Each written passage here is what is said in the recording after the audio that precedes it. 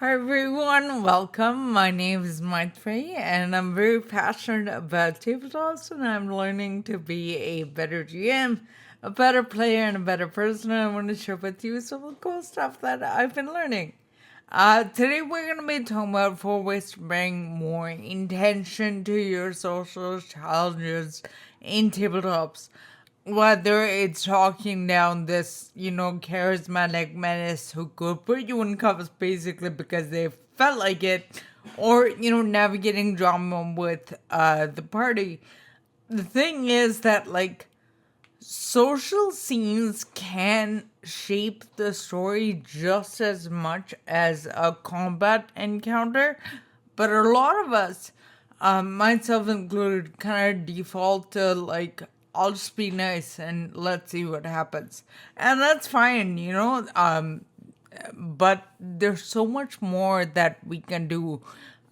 So this video is really not about being the smoothest talker at the table. It's about giving you a couple of tools to make those social moments really pop. Like I said, negotiation can be just as tense as fighting like a bandit queen or that kind of thing.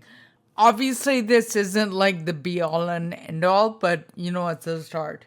And what you choose obviously should be appropriate to the context of the scene and the game. I'm just giving you the tools here. I can't tell you what to pick. First one is transaction. This is pretty straightforward. Basically, you offer something in exchange or return for whatever you are requesting. You want your friends out of prison, so you'll agree to deal with somebody in the magistrate's name. Maybe it's just money. You'll pay for something. This one is great when trust is thin. Maybe they're kind of shady, and or you just don't really know each other. But either way, trust is thin, and you need them and what they can bring to the table. Number two, appeal or argument. This is typically what people, myself included, kind of default to. You presenting a sort of, these are my objectives, and you either present them truthfully or deceptively. Either you're endearing yourself to them or you're ingratiating yourself to them. This is usually the convincing the NPC, and it's a pretty classic, persuasion or intimidation play. Usually persuasion is, I think, what most people sort of default to.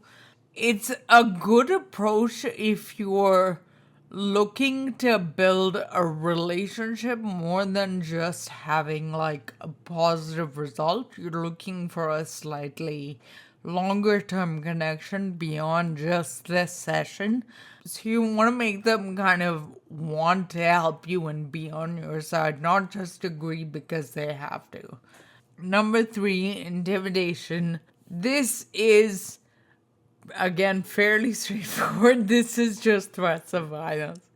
Showing a force, a little sort of nice place you got here. Would be a shame if something happened to it. I like that energy. Use this one with care and caution, and be ready for fallout because, this is when you are specifically trying to imply to the NPC that you are just as dangerous, if not more than whatever the environment is. You're not trying to ingratiate yourself. In fact, you're kind of fine and would prefer to be seen as dangerous, maybe not even particularly moral. The goal is to get them to see why saying no would be a mistake. Number four is alliance. This is pitching a partnership by sort of outlining the beliefs that, there is benefit to being able to work together over time, framing the relationship as sort of a win-win. This kind of thing can evolve naturally over time, but for the purposes of like tools of negotiation, you can just lead with this.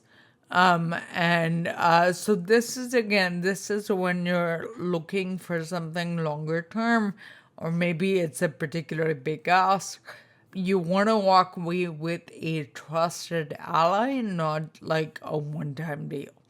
So yeah, those are the four tools you can use. So, next time you're like talking to a smug noble or like a rival merc or, just a grumpy barkeep who holds the keys to your next plot hook, don't default to, I'm just gonna be nice and we'll see what happens. Certainly you can, but there's other things you can do as well. Think about what kind of move you can really do to support the story that's being told at the table and to sort of uh, be a better characterization choice for you. And if somebody else is doing the talking, maybe you support. These are great options to bring additional flavor to your conversations. Like, they're not just tactics when you're supporting, like they're tones of how the interaction is going. Are you bartering for things they find useful? Are you convincing them to join you by sort of weaving yourself into the story? Are you kind of flashing a weapon and sort of implying violence even through your silence? Or are you starting the first chapter of an alliance? As I said, it's not the be all and all, but these are four options you can use, and it's a pretty solid starting point. So the next time you have an opportunity, try one of these out. See how the game shifts when you show up with intention. Anyway, that is all I have today. If you liked this video, consider subscribing. But if you don't like notifications and subs and that kind of thing, I do have a backlog of stuff. And a couple of APs that I'm on, and I have an audio only podcast format as well, if that's better for folks. And a written blog if like you use OCRs or kind of prefer a written format. I will link all of that in the description. Otherwise, thank you so much for hanging out. Come see me again soon. Bye.